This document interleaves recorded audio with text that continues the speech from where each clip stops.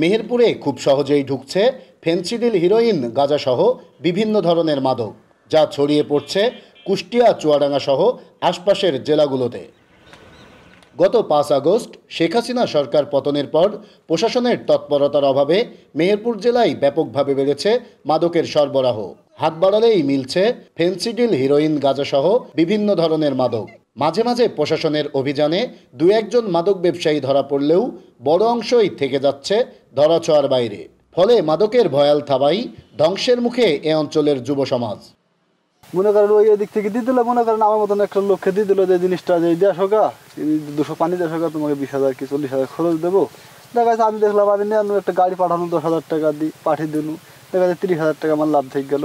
এরকম ধরনের কত লোক আছে, এরকম সিস্টেমে পাচার হয়, এরকম কোয়ালিটি পাচার হয়, তামাক পার হয়, এইভাবেই চলে যাচ্ছে। না তার কাটার উপর দিয়ে আপনার ওই রাস্তা আছে, রাস্তার উপরে থেকে আড়া মারে, তার কাটার উপরে তার কাটা মনে করেন 10 ফিট হচ্ছে, 10 ফিটের উপর একটা জিনিস 4 কেজি জিনিস ধরে আড়া মারা যাবে না।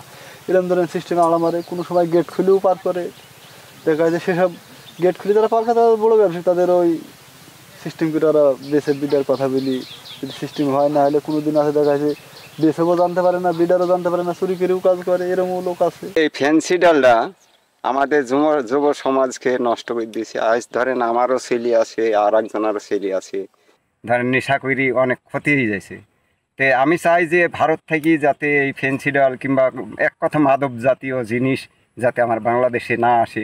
যুব সমাজটা এত পরিমাণ নষ্ট দিকে আগে যাচ্ছে, আগে যে নিয়ন্ত্রণ ছিল মাদকের সেটা এখন নেই। বিশিষ্ট জনেরা বলছেন, এই মাদকের হাত থেকে যুব সমাজ রক্ষায় দ্রুতই বাড়াতে হবে প্রশাসনের তৎপরতা। জনসাধারণের মধ্যেও সৃষ্টি করতে হবে সচেতনতা। এই যে পরিবর্তিত পরিস্থিতিতে প্রশাসন নিষ্ক্রিয় থাকার কারণে বর্ডার বেল্টে, গাংনীর, বিশেষ করে সমস্ত সীমান্ত এলাকাতে মাদকের ব্যবসা একটা রমরমা ব্যবসায় পরিণত হয়েছে। আমরা মনে করি এটি এই মুহূর্তেই বন্ধ হওয়া উচিত।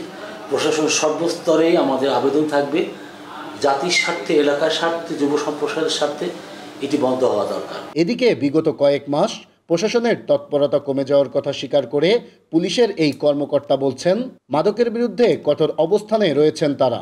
নিয়মিত শুরু করেছেন অভিযানও। গত 3 মাসে রাজনৈতিক প্রেক্ষাপট পরিবর্তনের কারণে একটু মাদক উদ্ধার স্থিমিত হয়ে গেলেও বর্তমানে আমরা সম্পূর্ণ তৎপর আছি এবং আমরা নিয়মিতভাবে অভিযান পরিচালনা করে যাচ্ছি। শুধু আশ্বাস নয়, দ্রুতই মাদকদ্রব্য নিয়ন্ত্রণে কঠোর ব্যবস্থা নেবে প্রশাসন।